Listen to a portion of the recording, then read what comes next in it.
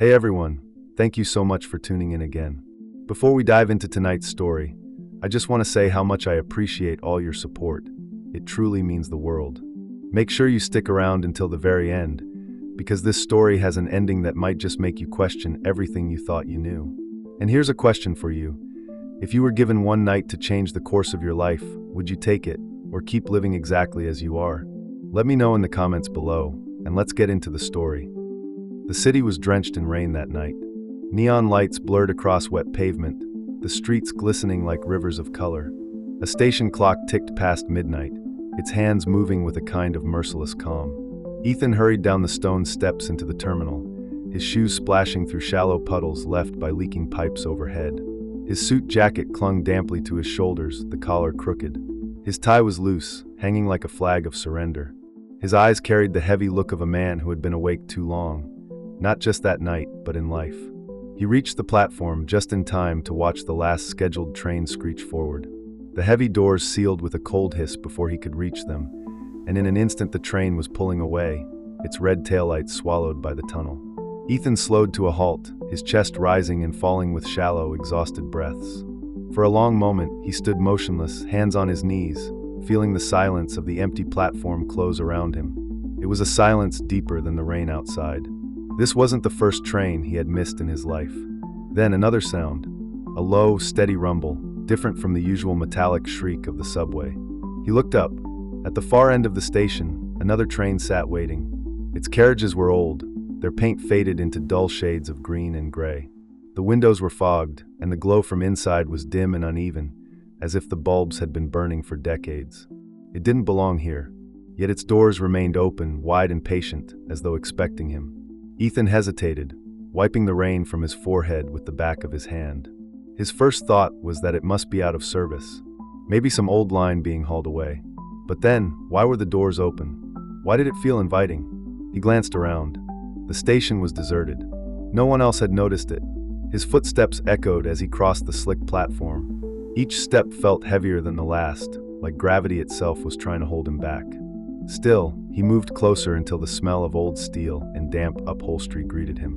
The doors hissed when he stepped through, closing immediately behind him. The train jolted forward, pulling him into the tunnel's blackness. The interior was almost empty. A faint hum buzzed from the overhead lights. The walls were scuffed with years of wear, the seats upholstered in a faded red fabric torn in places. The air smelled faintly of dust and something metallic, like pennies left in a pocket too long. Ethan lowered himself into a seat near the middle, letting out a long breath. For a moment, he thought he was alone. The rhythm of the tracks beneath the carriage was steady, hypnotic. His eyelids drooped. Then movement. At the far end of the carriage, a shadow stirred. A figure sat in the corner, half hidden from the dim light. Ethan blinked, startled. He hadn't noticed anyone when he entered. The figure shifted slightly, and for the first time, Ethan realized they were looking directly at him. A voice broke the silence. Calm, low, measured. You look tired. Ethan straightened, unsure whether to answer. His throat was dry. The figure leaned forward just enough for the dim light to touch their face. There was something ageless about them. Not young, not old, not entirely one thing or another. Their eyes seemed sharper than they should have been, as though they could see more than what was in front of them. The stranger smiled faintly. Not from the day, from the years. Ethan froze. His first instinct was to laugh it off, maybe mutter that he had a long day at work. But something in the stranger's voice cut deeper than that. It wasn't a guess. It was knowledge. The train rattled on through the dark tunnel, the sound of the tracks filling the silence between them. Ethan looked away, out the window, where nothing but his own reflection stared back at him. But when he turned back, the stranger was still watching. Patient, certain, waiting for him to answer. The hum of the train filled the carriage, steady and hypnotic, a sound that almost swallowed silence whole. Ethan shifted in his seat, tugging at his tie, trying to shake off the unease pressing against his chest.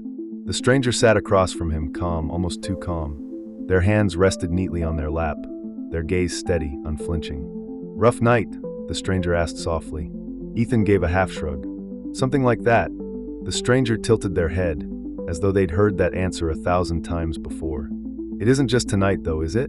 Ethan frowned. He should have ignored it. Should have closed his eyes, leaned against the window, and pretended to sleep until the train reached its stop. But something about the way the words were spoken, like fact, not question, pulled at him. He cleared his throat. "Do I know you?" The stranger's lips curved into the faintest smile.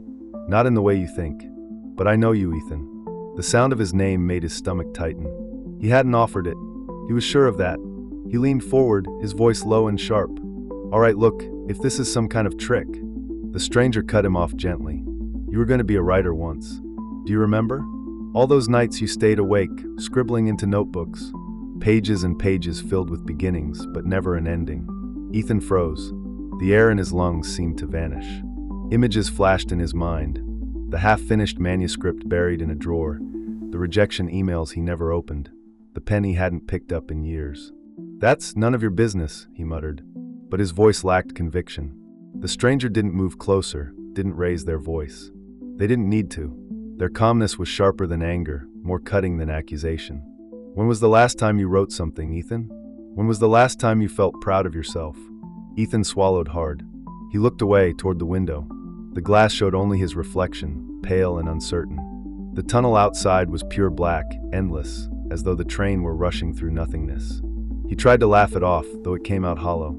"You've got a real talent for creepy parlor tricks." The stranger's smile lingered, but their eyes softened. "This isn't a trick.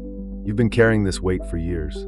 The job that drains you, the dreams you buried, the love you let slip away because you thought you had time."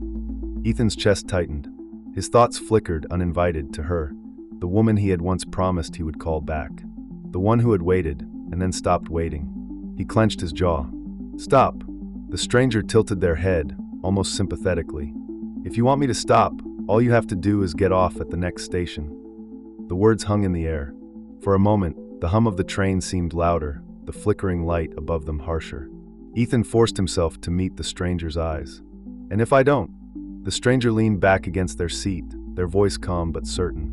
"Then we keep going, and you'll hear the questions you've been avoiding for far too long." Ethan's pulse quickened. A dozen retorts rose in his throat, but none escaped. Instead, he sat in silence, his fingers tapping restlessly against his knee. The stranger studied him, patient, unhurried, like a teacher waiting for a reluctant student to answer. Finally, Ethan whispered, more to himself than to them, "Why are you doing this?" The stranger's gaze didn't waver. "Because you boarded this train. And this train isn't meant for people running on schedules. It's meant for people running out of time." Ethan's mouth went dry. His eyes darted to the carriage doors, but beyond them, only darkness rushed past. No stops. No stations. Just the endless black of the tunnel. For the first time, he wondered if he had boarded a train at all, or something else entirely. The stranger leaned forward, their eyes gleaming in the flickering light. "Tell me, Ethan, if no one was watching, if no one was keeping score, would you still live the same way?"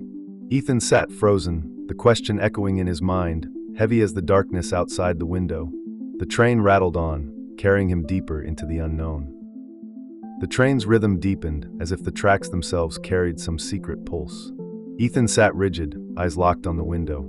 But outside was nothing, only his reflection against the tunnel's black void.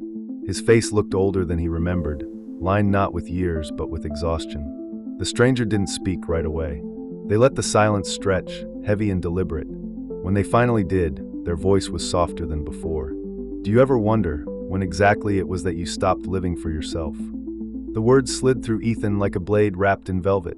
He wanted to deny it, to laugh it off, but something in him cracked at the edges. His chest felt tight, his throat thick.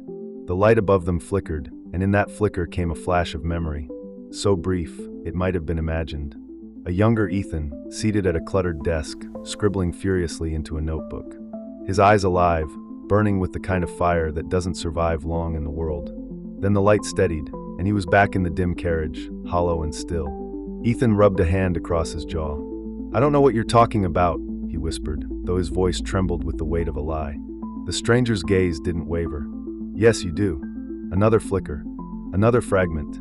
This time it was a woman, dark hair tied back loosely, laughter spilling out across a cafe table. She was looking at him as though he was her whole horizon. And then just as quickly she wasn't. She stood, turned away, swallowed by the endless night of memory. Ethan inhaled sharply, pain shooting through him as though the memory itself had teeth. He pressed a hand to his chest. "Stop. The stranger leaned forward just slightly, their eyes filled with something strange. Not cruelty, but compassion edged with inevitability. You buried her the same way you buried the pages of your book. You told yourself there would be time. But the truth is, you've been running out of time for years. The train groaned as it curved through the dark. Ethan clenched his fists, staring down at the floor. Images kept breaking through without his consent. His father's disappointed shake of the head when Ethan first said he wanted to be a writer. The sterile gray cubicle he now spent most of his life inside. The empty bed in his apartment. He felt as though the walls of the carriage were pressing inward, forcing him to face what he had locked away. His voice cracked when he finally spoke. "Why are you showing me this?" The stranger's expression softened, almost sorrowful. "Because you asked for it." Ethan's head snapped up. "I didn't." "Not with words," the stranger interrupted gently. "But every tired sigh, every regret you've carried to bed, every time you told yourself maybe tomorrow, you've been calling for this. Tonight is your answer." The lights dimmed further, leaving the carriage in a twilight glow. Ethan looked around, and for a heartbeat, the seats were filled. Dozens of passengers, silent and blurred, staring ahead like ghosts in transit. He blinked, and they were gone. His hands shook. He pressed them together, bowing his head as though in prayer, though no words came. The stranger leaned closer, voice a whisper that seemed to come from everywhere at once. "This train doesn't carry you home, Ethan. It carries you forward. The only question is, do you know where you want to go?" The air felt suddenly thinner, harder to breathe. His pulse pounded in his ears, louder than the train, louder than his own thoughts. For the first time in years, Ethan had no answer at all. The carriage shuddered. A pale light leaked through the windows, dawn, finally bleeding into the tunnel. The stranger sat back, calm as ever, their eyes fixed on him. "The next stop," they said, "will be yours to choose." Ethan gripped the edge of his seat, heart hammering. The question he had avoided his whole life was no longer waiting. It was here, and the train did not slow down. The train slowed with a long sigh, metal grinding against metal. Dawn spilled through the windows, soft and golden, chasing away the night. Ethan rose, his legs unsteady. The stranger didn't move, only watched him with the quiet patience of someone who already knew the answer. The doors slid open. Beyond them was not a station he recognized, only a misty expanse, glowing faintly in the morning light. Ethan hesitated. "What if I'm not ready?" The stranger's voice was almost kind. "Then the world will wait. But you've been waiting long enough, haven't you?" Something inside him gave way. Ethan stepped forward. His shoes touched the ground outside, solid yet unreal. He turned back, ready to ask, "What happens now?" But the carriage was gone. The stranger was gone. He was standing alone in the city station, sunlight streaming through the high glass roof. Commuters bustled past, the ordinary world moving as if nothing had happened. Ethan looked down at his hands, still trembling.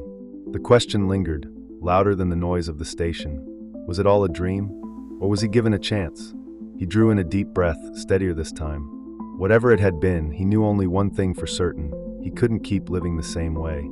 And as the morning swallowed him whole, Ethan took his first step towards something new. And that's where Ethan's journey ends, or perhaps where it truly begins. Thank you so much for watching. If you were in Ethan's place, standing on that platform at dawn, would you step forward into the unknown, or turn back to the life you've always known? Let me know in the comments. I'd love to hear your thoughts. If you enjoyed this story, don't forget to like the video and subscribe for more. Your support means the world and helps keep these stories alive. Until next time, remember, sometimes the last train home isn't about where you came from, but where you're brave enough to go next.